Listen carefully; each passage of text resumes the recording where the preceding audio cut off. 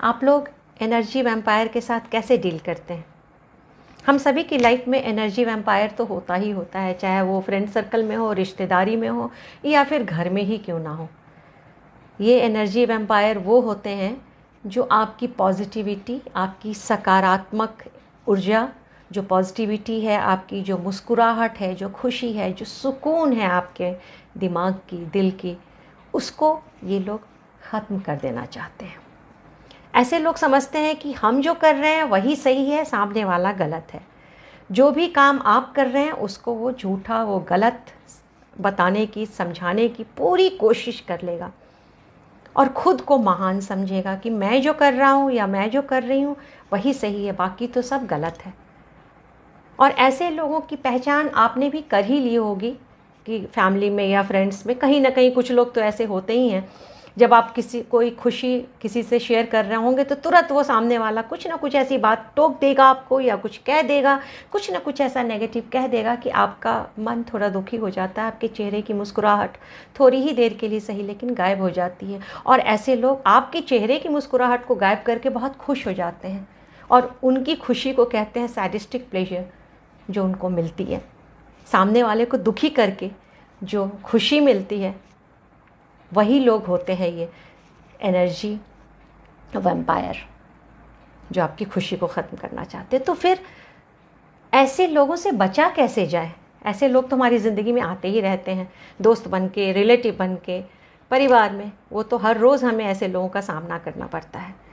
तो अगर आपने इन लोगों की पहचान पहले से कर ली है, आपको पता है कि अब मैं जाऊंगा या जाऊंगी वहाँ पे और ये चीज़ शेयर करूंगी, ये बात, ये खुशी अपनी शेयर करूंगी, या मैं कुछ भी बात करूंगी तो वो कुछ ना कुछ ऐसा नेगेटिव बोल देगी जिससे कि मेरा मोराल थोड़ा लो हो जाएगा, मैं थोड़ी दुखी हो जाऊंगी। तो फिर आप पहले से ही प्रिपेयर्ड जाइए कि उसकी बातों का अपने ऊपर असर ही नहीं होने दीजिए। वो कवच पहन के जाइए कि उसकी बात सुनी, आपने सुना और एक कान से सुना, दूसरे से निकाल दिया, या फिर आप मुस्कुराहट से उसकी बातों को इग्नोर कर दीजिए।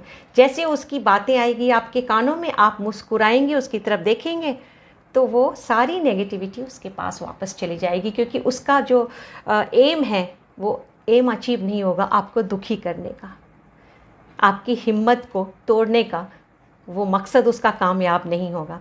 तो या तो मुस्कुराहट से आप उसको अपने से दूर कर दीजिए, या फिर इग्नोर कर दीजिए जैसे कि सुना ही नहीं, या फिर पहले से ही पूरे तैयार होके जाइए कि भाई वो नेगेटिव देने वाला है।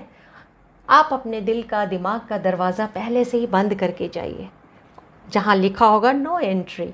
और वो जैसे वो कोई ऐसी नेगेटिविटी आपके पास फैलाने की कोशिश करते हैं, कुछ नेगेटिव बोलने की कोशिश करते हैं, आपने कह दिया नो एंट्री, यानी कि वो वापस लौट गया। और वापस जहाँ से आया था, ऑब्वियसली आपने मुझे दिया वो नेगेटिविटी लेकिन मैंने नहीं लिया, तो वापस आपके पास ही चला गया, तो आप खुद ही दुखी हो गए।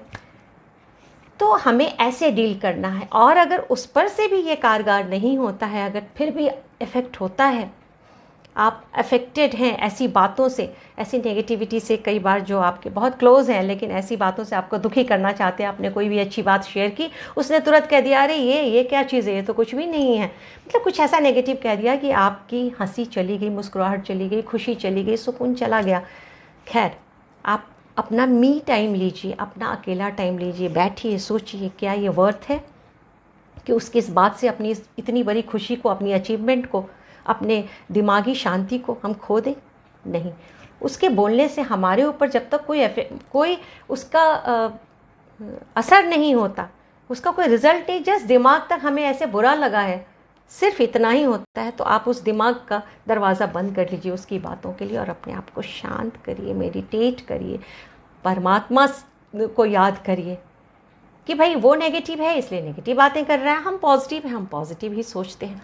तो ऐसे लोगों को ऐसे ही हैंडल करना चाहिए कि भाई तुमने मुझे दिया लेकिन मैंने नहीं लिया, तुम्हारी नेगेटिविटी तुम्हारे पास गई।